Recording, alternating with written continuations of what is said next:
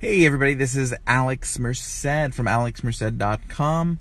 And basically what I wanted to do is right now I'm waiting in a car for my brother. I'm in Connecticut visiting family for the holidays, and my brother's flying in from California, so we're waiting for him. So I just figured I'd take the time and just kind of say hi to everybody and give you guys basically the best wishes, because that's what the world needs. And this is what's important about the holiday season. This is our opportunity to really kind of just take a moment, breathe, and spend time with the people who are most important to us in our lives. Because it's those people who are the reason why we try to fight for a better world. Whether you're a libertarian like myself, or a progressive, or a conservative, the reason you care is because you care if the changes you want to happen, that the world will be a better place for the people you care about. Okay, none of us are in this because we actually just have malicious intent for other people, that we want other people to have more horrible lives. We think that the world would be better under X policies or lack of policy or whatever. And I think sometimes we lose touch of that. We lose touch of who we are as individuals, and realizing that we're all just in this to make the world better, and we just focus on sort of the grander, what we view as the consequence of the other person's actions, and then demonize people for it. So we think, well, I think your ideas are bad because of X, Y, and Z, and you're a horrible person for it. And we divide each other up further from that, and we get further away from making any kind of attempt to understand each other. And that's where hate and violence and war comes from, because it all starts with fear. It all starts with the fear that something bad will happen. You fear that this person will do something that will hurt you. Okay, and then what happens is that you start thinking that this bad thing happens because of people in some sort of category. Name a way you want to categorize people. And then people will say, well, people in that group, they're likely to hurt me in this way. And that's bad, and I want to prevent that. And that just over time turns into hate. It's no longer, oh, I'm just doing this to protect myself. It's now just, those people are bad. Okay, but it was rooted in fear. It was rooted in some sort of fear that started at some point. And once that hate takes hold, you're no longer thinking it through. You're no longer, it's just you versus them. And when that happens, that breeds violence, that breeds war, that breeds division, that breeds conflict, that breeds uncertainty. It dismantles the benefits of the market, which benefit more when we are all willing to interact with each other. Doesn't necessarily mean we all have to be on the same page. We could be competing against each other, but we're willing to interact and try and be open to different options and ideas and whatnot.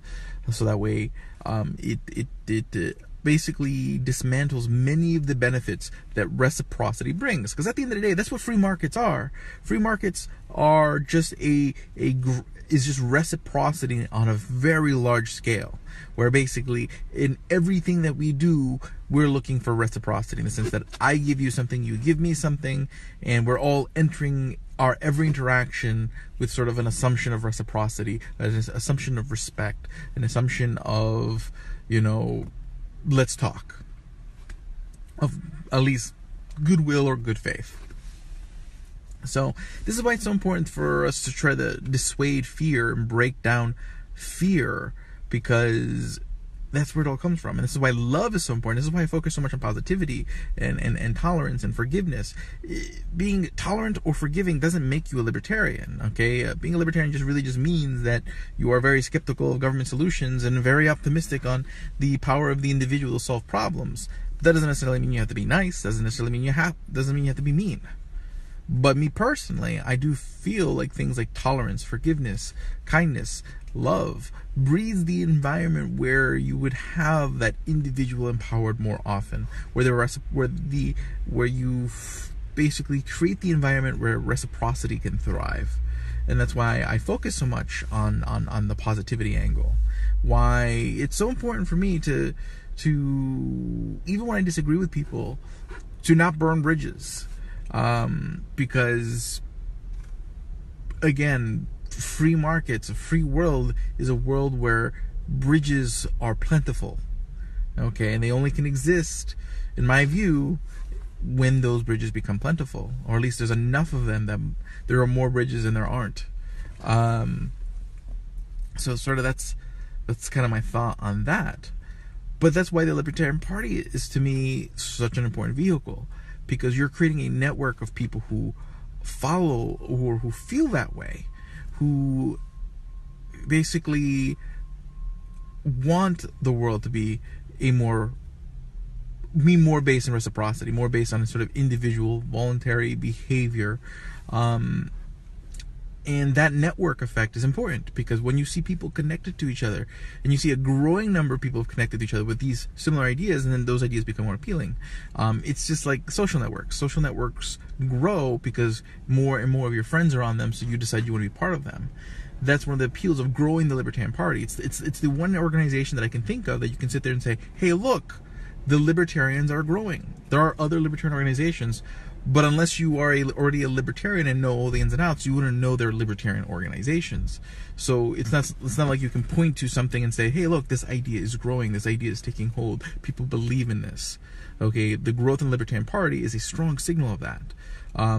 The network, also the effect we can have in our communities, because if you're in the Libertarian Party and you believe in the political mission, which means to elect Libertarian candidates who can push policy in a Libertarian direction, meaning more hands-off, passing ballot initiatives that can also push policy in the Libertarian direction, and even when you don't have elected people or a ballot initiative to the lobby to campaign around, you can still go to your legislature and lobby the sitting legislators to vote in a more Libertarian direction. So organizing politically has a lot of different angles, and we need to, and different county parties across the country are exploring those angles. But you grow the people who are voting, you grow the people who are campaigning, you grow the people who are donating, volunteering, by building a community. Okay, because at the end of the day, community is what we're fighting for. You're fighting for the people that you care about. So you have to create that network of people you care about. This is why it's important for our county chapters, which many county chapters are doing. But we just, this is where I think the real fruit of what the Libertarian Party can do is, where basically by creating libertarian action in their counties, organizing to either raise or donate food for the local pantry, or to start a local pantry, to build a network, a list of single parents in the area who may want to network with each other to help provide each other with child care and provide each other support, and creating these networks of support that are sort of outside of government, not necessarily purely just to say, hey, it can be done, but to provide that alternative, to give people that choice. And at the same time, you create those networks, those communities that'll suddenly be like, thank you. And that creates sort of the political momentum as well. That creates the votes, that creates the thing, but at the same time, you're already creating the change in the world. And that's the beauty of the Libertarian message. You don't have to wait for someone to get elected. You don't have to wait for a ballot initiative to be passed. You can create Libertarian change today. We do want to elect people, because someone may come up with the next brilliant technological innovation, the next Uber, the next Airbnb, and there's going to be some bureaucrat who's going to want to try to impede the growth of these innovations, slow down the growth of what the world can offer, and you need to have a political voice to speak for them. There's people who are going to be jailed for things that should never have been a crime, and once they are convicted, they can no longer vote. There's no reason Republicans and Democrats would want to speak for them, but Libertarians will, because we speak for everyone. We speak for just what's righteous and good, what is for justice and prosperity, for liberty, for all these things we speak for. We are the voice for those who are silenced. As I said yesterday in the letter to everybody, that as long as the Libertarian Party stands, the silenced will never be silenced. Or the silenced will never be silent, because they'll always at least have a voice with us. Hopefully one day we are a much larger voice. But the fact that there is a voice is a powerful tool, is a powerful thing. And the fact that that voice is growing is a powerful thing. There is a lot of benefit to participating in the Libertarian Party. There is the political aims, but there is the social and cultural aims that we can achieve as well, that basically can be achieved right now, that are being achieved now by many county chapters, by getting involved in their communities, by individuals just being paragons in their community. So, and just trying to, just being a party that isn't trying to play on fear, a party that is trying to be based in the empowerment, the excitement, the optimism of what you can do in your own life when you decide to take action into your own hands, take outcomes into your own hands and say, you know what? If I can't do things the traditional way, I will find a creative solution. I will innovate to make life the way I want it. That is a powerful message, and a message that excites me and gets me excited every day to continue taking that kind of action in my own life. And I just want others to be able to take that kind of action in their lives, because the positive externalities of that are amazing.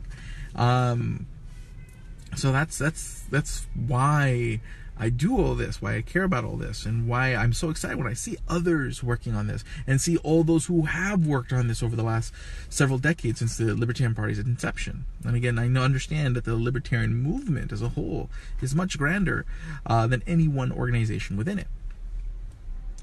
But 2018 was a positive year in context. Okay, I know a lot of people were like, well, you know, they want to go from a sizable emerging party to a dominant party overnight. That's not the way it works. You do have to build up from the ground up. That's just the way it works. But technically, 2018 was a year that was not friendly to emerging parties.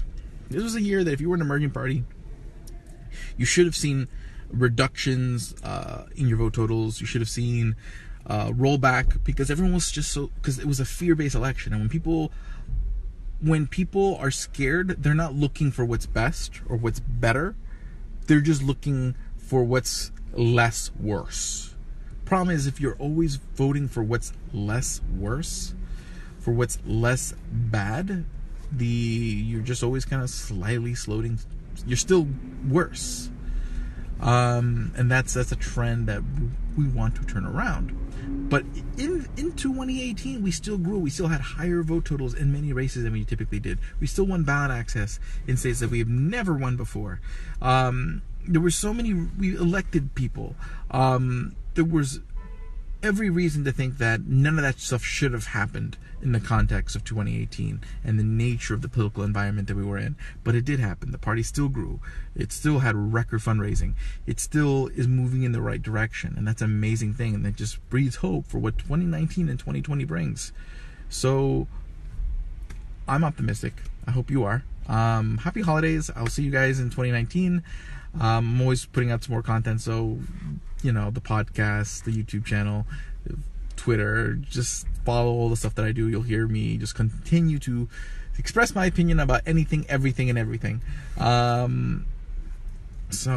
yeah, thank you guys for all the kind words over the years, and the fact that you want to listen to anything I have to say is amazing. And I'll continue to do my best to say something that's worth listening to.